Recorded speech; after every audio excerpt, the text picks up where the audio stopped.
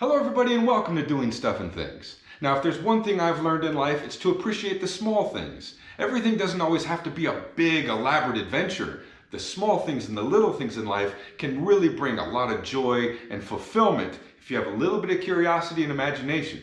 So what we're going to do today is appreciate the small things and put this on the do-it-yourself playlist. We're going to weave palm fronds.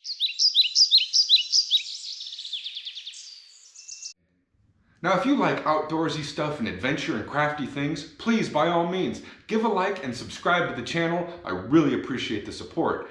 And if you click on my little face down there, it'll take you to the channel where there is a wealth of other adventures, all the way up from big and amazing things to simpler things like opening coconuts. Lots of fun stuff on the channel, so check that out. And I have a ton more amazing adventures coming up, uploaded every Friday. So hopefully I'll see you then. But for right now, let's go learn how to weave palm fronds. Check it out. Okay, so I need to point out that as far as weaving palm fronds is concerned, this is like the very, very most basic. All I can weave is like a fruit platter. And it's just to show that you take the palm fronds and go over, under, and then change under, over. From there, you can do all kinds of stuff. You can do hats and baskets and mats and everything. This is just to show you how to do a basic fruit platter. And it's a fun little thing to do while sitting on the beach on a Saturday afternoon. I'll also point out the best palm fronds I've found to weave are coconut palms.